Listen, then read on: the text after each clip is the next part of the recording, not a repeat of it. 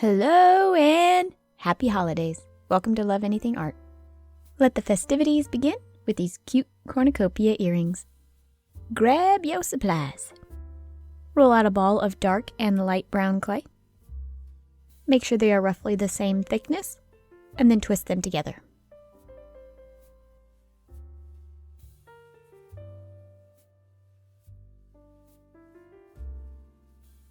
Fold it in half and twist it again.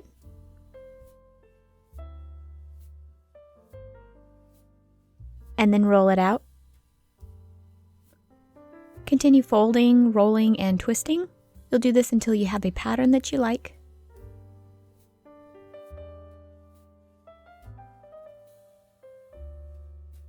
You'll want to take your clay and roll it into a cone shape. Each layer should be piled on the previous layer and slightly out to the side so that it gets bigger like a cone.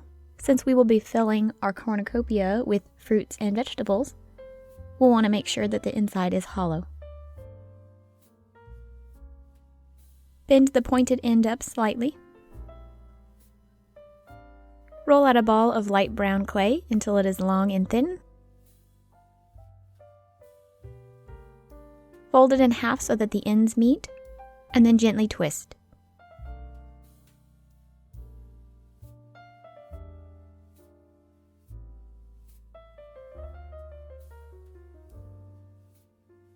Chop off a little piece of each end so that it is flat. Chop, chop. Place this around the rim of your cornucopia.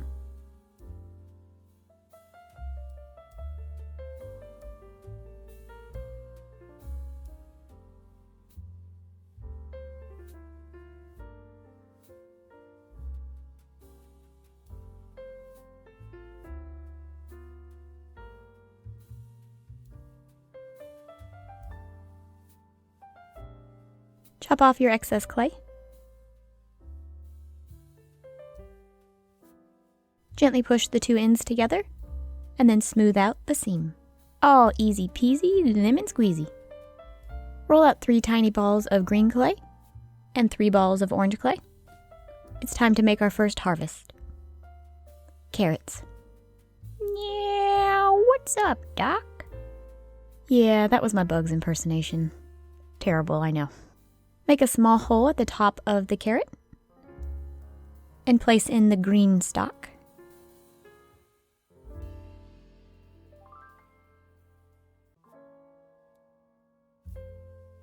Time to texture. Use your tissue blade and make lines up and down and across the carrot. Since these pieces are so dainty, it can be quite difficult to get a good grasp on them, at least for me. Since all of our pieces will have detail, you don't have to worry about being too perfect with each one.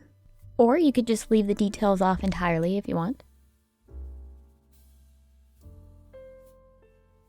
Stack your carrots together and place aside. Roll out a ball of yellow and green clay. It's time to make our stalk of corn. If only growing vegetables was this easy. Roll out the green clay until it is long and thin.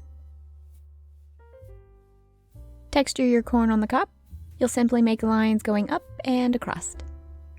I found it looked best when I made the lines as random as possible. You'll want to flatten your green clay and then cut it into strips the length of the corn cob. I will be putting 3 strips on mine. Place your green leafies on your corn on the cob. Bend and twist them into whatever shape you want.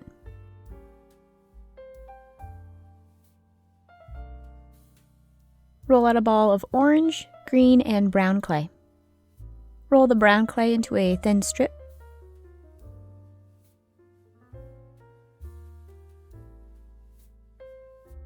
And make the green clay into a leaf. To make my pumpkin, I'm using a crochet needle and making an indentation at the top and bottom. And then I'll make lines down the sides of the pumpkin.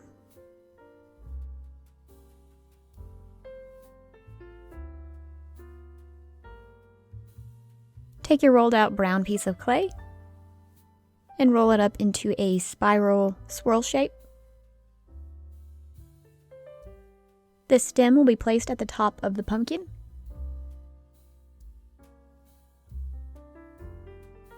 Place on your leaf and add your details. Roll out a ball of red, brown, and green clay. Roll your brown clay into a pill shape. Make a leaf out of the green clay. Make an indentation at the top of the red ball of clay. Gently roll out the bottom part of the clay, just so that the bottom is a little bit thinner than the top. Place the stem at the top of your apple.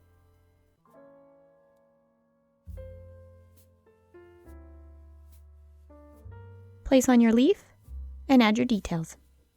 You know what they say, it's all in the details.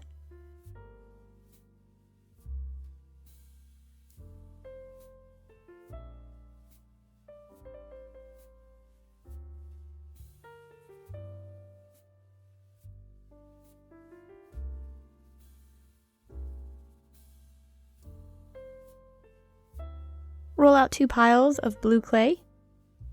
Roll out 2 piles of green clay. I'll be making 2 bushels of blueberries. Just pile them all together.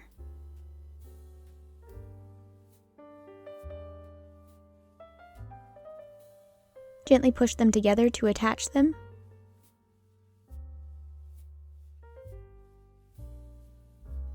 Do the same with the second pile. Roll out your green clay and place them at the top of your blueberries.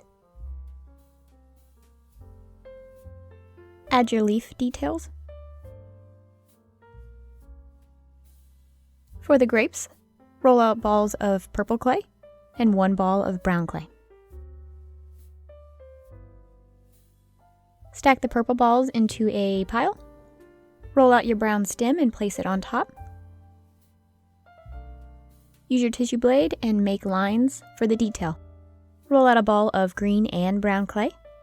Roll the green clay into a pear shape. Make a hole at the top of your pear and place in your stem. I will be using different colors to make my leaves. Some of them will be a single color and others will be 2 colors mixed together. For the colors I mix together, I don't want them to be fully blended.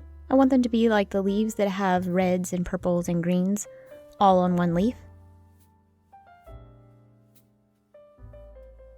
It's harvest time. Time to fill your cornucopia.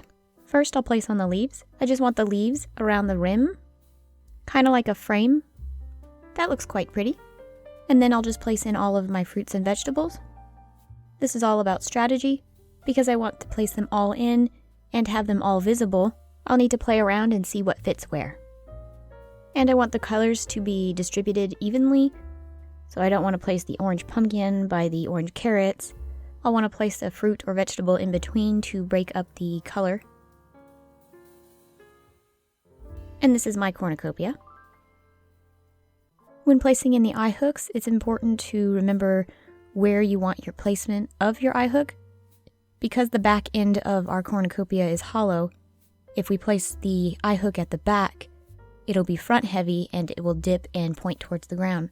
So you want to make it as close to the fruit as possible, because that is where all the weight is on your earring. I've made a second one and I'm ready to bake. Glue in your eye hooks and assemble your earrings.